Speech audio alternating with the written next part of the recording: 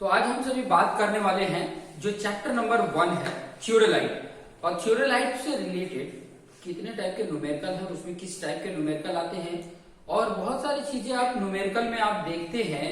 तो न्यूमेरिकल में जब आप देखते हैं तो उसमें क्या चीजें मिलती है, ऑलरेडी डेटा मिलता है, उसमें वो प्रॉब्लम ऑलरेडी बना हुआ है। और जैसा कि हम एडवांस सर्वे में प्रैक्टिकल करते हैं विद द हेल्प ऑफ थियोरेलाइट, तो हमें ये भी पता चलता है कि वो डेटा कैसे मिल रहा है। ठीक है, जो हमें न्यूमेरिकल फॉर्म में दिया होगा वो डेटा कैसे मिला होगा, ये सारा कुछ हम सभी एडवांस सर्वे में सीखते जा रहे हैं। यहां पर अभी इस वीडियो में हम सीखने वाले हैं कि ये जो चैप्टर नंबर 1 है जिसका नाम है थियोरेलाइट, ये थियोरेलाइट में कैसे कैसे टाइप के न्यूमेरिकल्स आए हुए हैं और उसका सोल्यूशन किस तरीके से है। नेक्स्ट वीडियो में मैं आपको ये भी आपको बता दूंगा कि इसमें थियरी क्या क्या पार्ट है, और वो चीजें आपने खुद में चेक करना है कि वो थियरी मुझे आ रहा है या नहीं आ रहा है।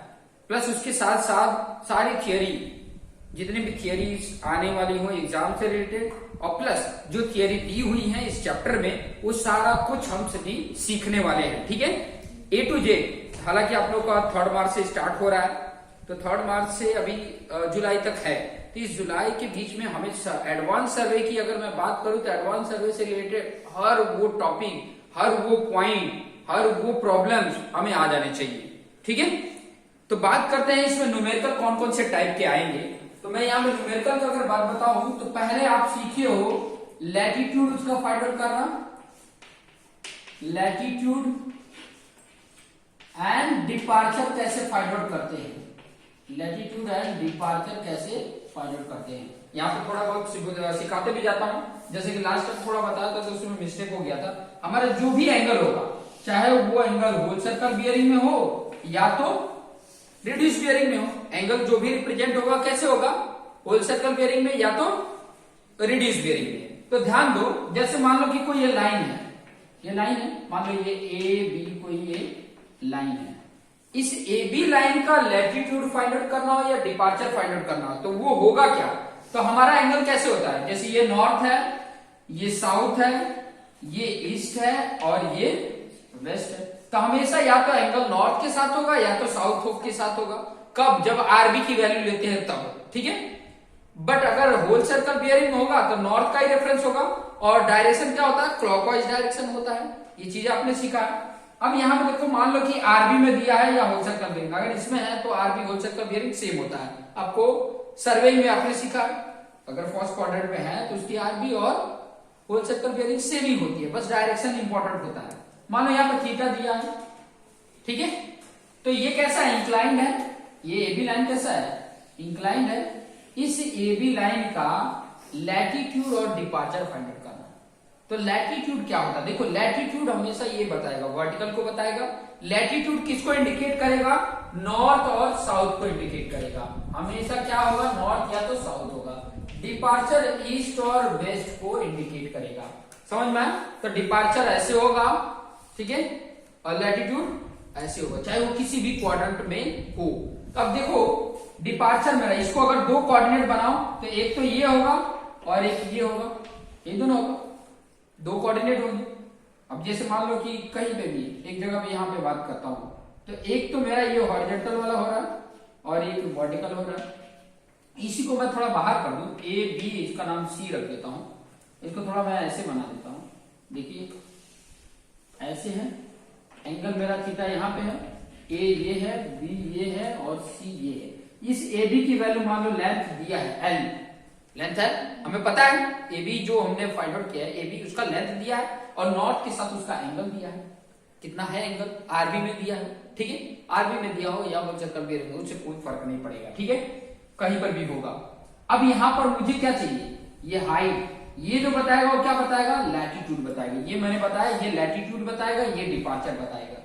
ठीक है, अब मान लीजिए मुझे लैटिट्यूड फाइंड आउट करनी है, ये length L, latitude find out करना है, ये लैटिट्यूड फाइंड आउट करना है, ये थीटा है। तो देखो थीटा के सामने वाला अपोजिट साइड होता है, उसके साथ वाला एडजेसेंट, और ये हाइपोटेनियस होता है। तो हाइपोटेनियस और एडजेसेंट की बात कर रहा है, हाइपोटेनियस और एडजेसेंट की बात कर रहा है, तो किसमें आता है ये, कॉस थीटा में। तो कॉस थीटा इक्वल टू क्या होता है, adjacent upon hypotenuse, L upon small L. ये एल हमें चाहिए कैपिटल एल, जिसको लैटिट्यूड बोलते थे। ये इधर मल्टीप्लीकेशन हो जाएगा तो कैपिटल एल इक्वल टू क्या आ गया, एल कॉस थीटा। फॉर्मूला बना। ये चीजें मैंने ऑलरेडी सिखाया हुआ है। वही चीज अगर मुझे ये डी फाइंड आउट करना है और ये एल दिया है, तो अपोजिट और हाइपोटेन्यूस दिया है, तो साइन अप्लाई करेंगे।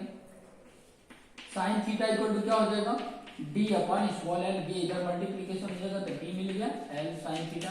ये कहां से आ रहा पता चला, डिपार्चर की value L sine theta and latitude की वैल्यू एल कॉस थीटा। ठीक है, समझ में आया। तो इस तरीके से ये फाइंड आउट करना हमने सीखा है। उसके बाद हमने दूसरा इसमें टाइप क्या सीखा, ध्यान से समझेंगे, कॉन्जुगेटेड कोऑर्डिनेट फाइंड आउट करना सीखा। यही फॉर्मूला यूज करके हम कॉन्जुगेटेड कोऑर्डिनेट फाइंड आउट करना सीखेंगे। कॉन्जिक्यूटिव कोऑर्डिनेट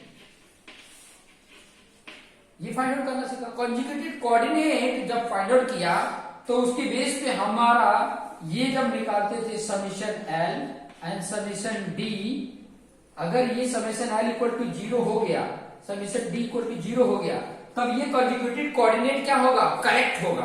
और जब 0 नहीं आता है ये, तो कहीं ना कहीं एरर है। उस एरर को रिमूव करने के लिए हम क्या फाइंड आउट करते हैं, करेक्शन। करेक्शन, जिसमें करेक्शन फाइंड आउट करने के लिए कौन से है, बॉडीज रूल है और ट्रांजिट रूल है। ज्यादातर हम अपने इस एडवांस सर्वे में जहां पर यूज कर रहे हैं वो बॉडीज रूल ही यूज कर रहे हैं। ठीक है, बॉडीज रूल यूज कर रहे हैं और जिसका फॉर्मूला क्या है वो ऑलरेडी आपको पता है, ये है करेक्शन का। ठीक है, जिसको कैपिटल स्मॉल एल, ठीक है, कैपिटल सी इंटू एल। ठीक है, ये करेक्शन का है और इसका फॉर्मूला क्या होता था, फॉर्मूला अगर याद है तो ये वाला होता था, ये अपॉन ये इंटू एल, ये होता था। अगर ये सी डी फाइंड आउट करना है तो समेशन डी अपन समेशन एल इंटू एल, ये फॉर्मुलेशन फाइंड आउट कर लेते थे। करेक्शन मिला तो उसके बाद क्या करना सीखे हमने, करेक्टेड कॉन्जिक्यूटिव कोऑर्डिनेट, ये फाइंड आउट करना सीखा। Corrected conjugate coordinate find out करना सीखा। उसके बाद हमने क्या सीखा, वो है closing error. Closing error for close traverse. Close traverse, कोई भी क्लोज ट्रावर्स दिया, उसका क्लोजिंग एरर इसको इंडिकेट करते हैं स्मॉल ई से। और ये कैसे फाइंड आउट होगा, जैसे मैंने बताया कि ये जो समेशन एल और समेशन डी की वैल्यू 0 नहीं है, मतलब कुछ एरर है, तो वो कैसे मिलता है, अंडर रूट समेशन एल का स्क्वायर प्लस समेशन डी का स्क्वायर से मिलता है। क्लियर, इससे एरर मिलेगा और एरर पता चल रहा है कि इसमें इतना एरर है, तो उस एरर को रिमूव करते हैं करेक्शन फाइंड आउट करके, फिर करेक्टेड कॉन्जुगेटेड फाइंड आउट करके फाइंड आउट कर लेते हैं। ठीक है, 5 फाइंड आउट हो जाएगा। इसी में एक और चीज है, छठा क्लोजिंग एरर के बाद से है relative error. Relative error for closure. इस क्लोजर का रिलेटिव एरर, और वो कैसा होता है, हमेशा कैसे होता है, देखो होता है ये E upon P is the closing error and P is the perimeter. Close towers है ना, तो पेरीमीटर मतलब सभी लेंथ का एडिशन, ये पेरीमीटर होता है। 5 साइड है तो 5 साइड का एडिशन, 4 साइड है तो 4 साइड का एडिशन, इसको पेरीमीटर बोलते हैं। लेकिन हमें कैसे फॉर्म में चाहिए होता है, ये ई को भी इधर कर दो, ऊपर हमेशा 1 होना चाहिए, तो ये ई है तो इसको क्या कर देते हैं, पी डिवाइड बाई कर दो, हमेशा ऊपर 1 रहना चाहिए और जो भी नीचे है उसकी वैल्यू ये सॉल्व होके आना चाहिए, मतलब 1 अपॉन रेशियो के डिनोमिनेटर के फॉर्म में वैल्यू आनी चाहिए, ऊपर 1 होना चाहिए न्यूमरेटर में। इसको बोला जाता है relative error for closure.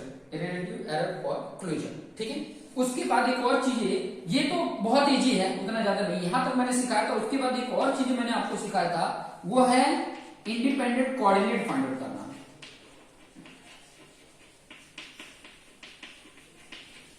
Coordinate find out करना, ठीक है।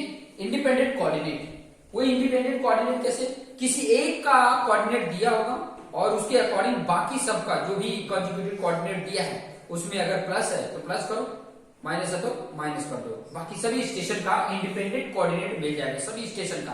एक्चुअली वो है कहां पे, समझ में आया? जैसे मैंने कोई रेफरेंस के बाद बताया कि मान लो ये बी पॉइंट, बी स्टेशन यहां पर है, तो उसको बताना तो पड़ेगा। पहले क्या होता है, डिपार्चर फिर लैटिट्यूड, मतलब हॉरिजॉन्टल डिस्टेंस कहां पे कितना है एंड डिपार्चर कितना है। ठीक है, ये डिपार्चर ये लैटिट्यूड ये बताएगा कि एग्जैक्ट ये बी पॉइंट इस जगह पर है। इसी को बोलेंगे कोऑर्डिनेट। समझ में?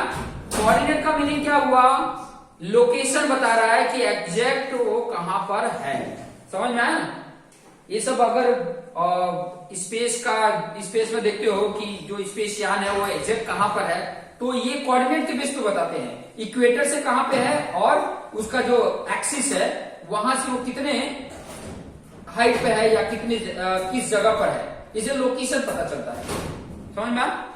क्लियर हो रहा है? तो ये टॉपिक भी हमने सीख लिया था। इसके साथ साथ 8 नंबर पे अगर आप सीखेंगे तो क्या है कि जैसे कोऑर्डिनेट गिवन है, क्या है कोऑर्डिनेट गिवन है, कोई 2 कोऑर्डिनेट गिवन है, मतलब कोई 2 स्टेशन का कोऑर्डिनेट दिया हुआ है।